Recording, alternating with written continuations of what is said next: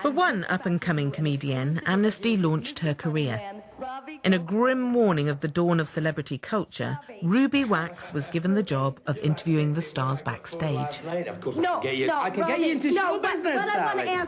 You were the original presenter. Well, there I was. Luckily, I developed other skills because I would have been so off the air in 10 minutes.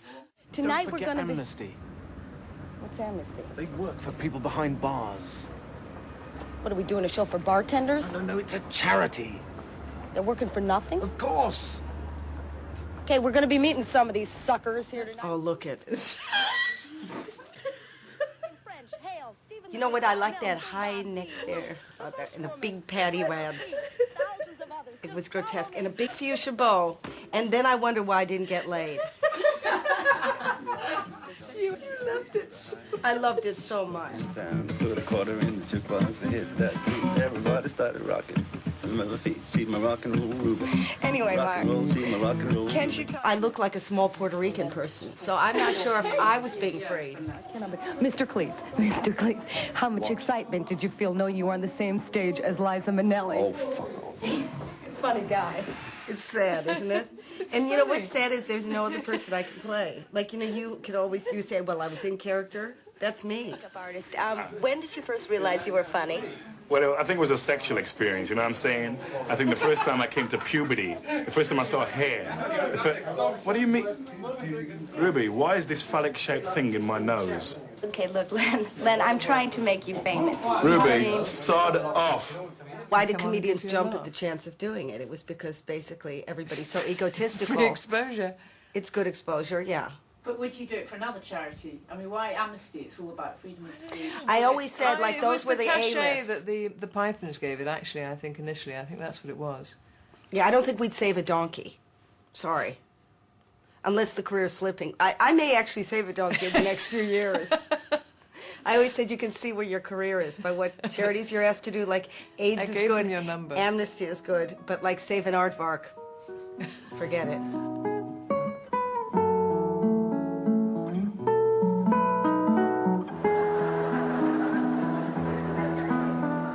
While younger comics were taking over from more established acts, the same change was happening in music, publicly, with no apologies. Stop a minute. Stop a minute. I think they're bored. Could you... I mean, he's your friend. You should tell him. The later Amnesty shows were becoming a showcase for rock stars. Just wanna see you at night. Don't come round my house in the day. Love it when we start up a fight. Love it when the fight ends your way. I love it when you call me names. Love it when you call me names. I remember being really seriously nervous.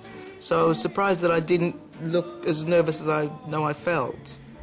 Because throughout my whole career, I've done very few acoustic things. I think it's because I write the songs and I do all the arrangements and I really like to hear all this stuff that I've put there. So I'm not that keen on playing the songs on my own. So that's pretty unusual. I think it's nice when you can play something on your own just with the guitar and prove that the song stands up to that kind of scrutiny. Little man, and he loves her when she beats his brains out. He's back to death, but he loves her brain. And he loves her when she calls him names. The silicon chip inside her head gets switched to overload.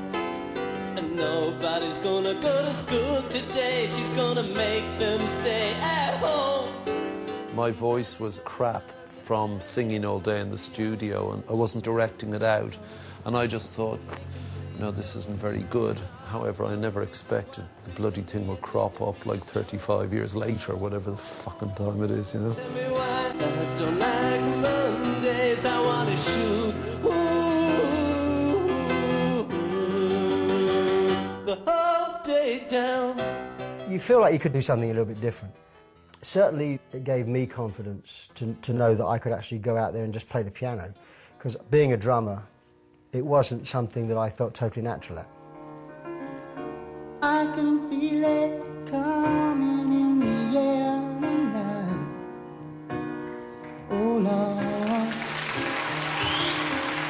well, I've been waiting for this moment for all my life. Oh Lord. That was the very first time I ever sat on stage on my own, playing the piano. I had to look at my hands. Oh Lord.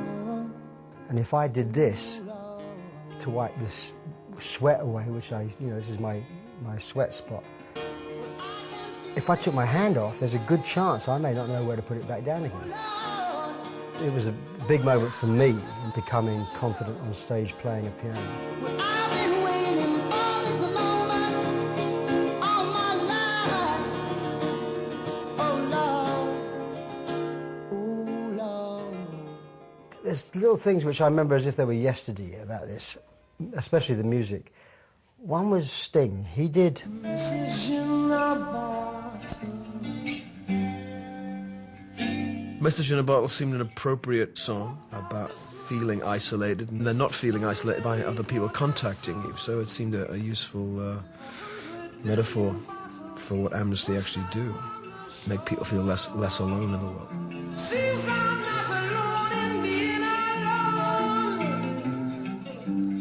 100 billion cats flew away looking for a home. I'll send any souls to the world. I'll send any souls to the world. I hope that someone gets mine. I hope that someone gets mine. I hope that someone gets my message in a bottle. I was happy to be up there on my own instead of having the whole band there, a whole big production. It's just easier on and off. You do the song, people recognize it, they sing along, and you're out of there. In fact, if anything, it gave me an idea that maybe I didn't need to be in a band anymore. I could maybe make a living on my own. So I probably planted a seed for me creatively as well as getting me interested in Amnesty.